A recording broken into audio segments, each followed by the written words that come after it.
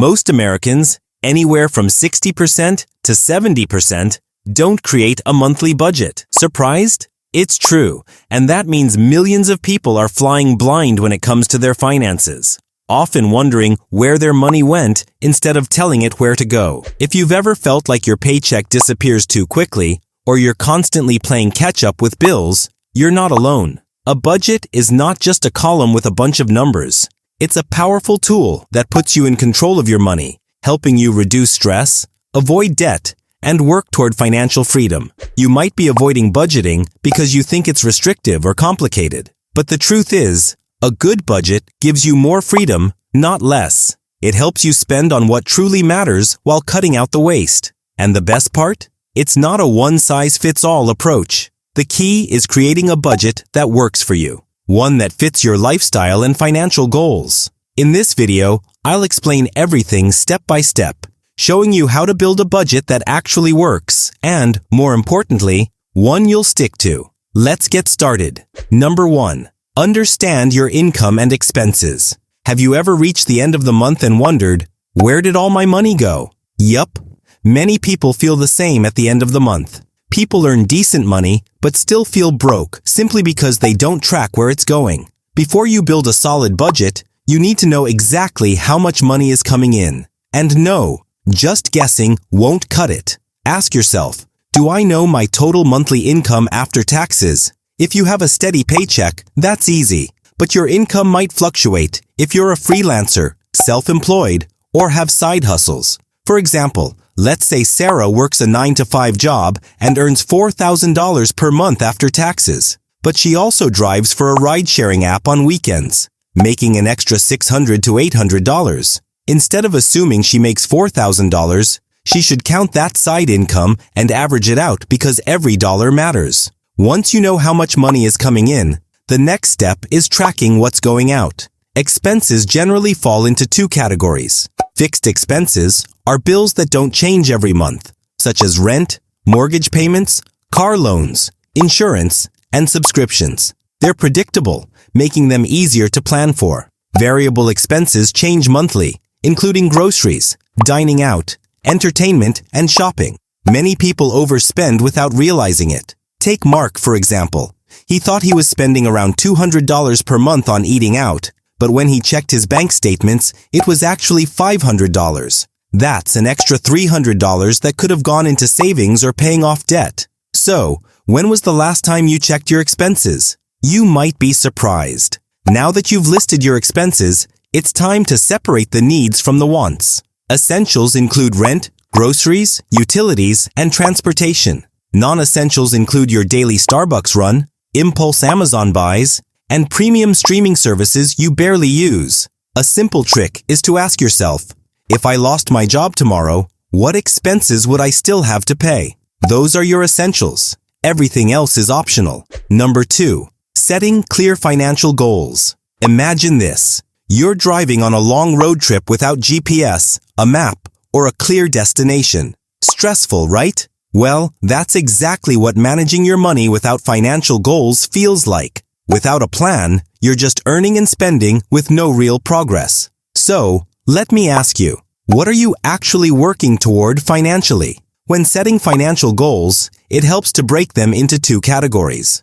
Short-term goals include saving $1,000 for an emergency fund, paying off a small debt, or setting aside money for a vacation. Long-term goals include buying a house, retiring comfortably, or building wealth through investments. Before you focus on big goals, there's one thing everyone needs: an emergency fund. Life is unpredictable, and an unexpected car repair, medical bill, or job loss can throw everything off track. You should have at least 3 to 6 months worth of living expenses saved up. Think about it. If you lost your job tomorrow, how long could you survive without a paycheck? If your answer is not long, then creating an emergency fund should be your first priority. Another common question, should I pay off debt first or start saving? The answer, it depends. If you have high-interest debt like credit cards, tackling it should be a priority because the interest can quickly pile up. Take Emily, for example. She had $5,000 in credit card debt with a 20% interest rate, which meant she was losing $1,000 a year just in interest. She decided to cut unnecessary spending and increase her monthly payments, and within a year, she was debt-free. Now she can save that money instead of giving it to the credit card company. So, what's your situation? Are debts eating away at your income? Tell us in the comments section. Number 3. Choosing a budgeting method. Have you ever tried budgeting only to quit after a few weeks because it felt too restrictive or complicated? You're not alone. Budgeting isn't one size fits all. You need to find the right method that works for you. So, let me ask, have you ever tried a budgeting method that stuck? If not, don't worry. I'm about to break down 4 popular budgeting strategies so you can find the best fit for your lifestyle. The 50-30-20 method is great if you want a budget that's easy to follow. It breaks your income into 3 categories. 50% for needs, like rent, groceries, bills, transportation. 30% for wants. It includes expenses like entertainment, dining out, and shopping. 20% for savings and debt repayment. Another budgeting method is zero-based budgeting. It is for people who like detailed planning. With zero-based budgeting, you assign every dollar of your income to a category so that your income minus expenses equals 0. For example, Lisa earns $3,500 per month. She allocates $1,500 for rent and bills, $400 for groceries, $200 for fun, $600 for debt repayment, $500 for savings, $300 for unexpected expenses. At the end of the month, she has 0 unassigned dollars. Every dollar has a purpose. This method is great if you want total control over your money. But here's a challenge. If you had to assign every dollar you make right now, where would it go? Do you struggle with swiping your card too often? The cash envelope system might be for you. It involves withdrawing cash for spending categories like groceries, eating out, and shopping. Once the cash is gone, you're done spending, no exceptions. Take Sarah, for example. She used to overspend on takeout. After switching to the envelope system, she put $200 in her restaurant's envelope for the month. Once she had spent that time, she had to cook at home. This method is a game changer for people who need strict spending limits. If you struggle to save, the pay yourself first budget method is for you. Instead of saving whatever's left at the end of the month, you save first before paying any bills or spending on anything else. For example, John wants to save 15% of his income. He sets up an automatic transfer to his savings account as soon as he gets paid. That way, he never forgets to save and learns to live on what's left. If you've ever said, "I'll save when I make more money," try this method. You'll be surprised how quickly your savings grow. Number 4. Cutting unnecessary expenses.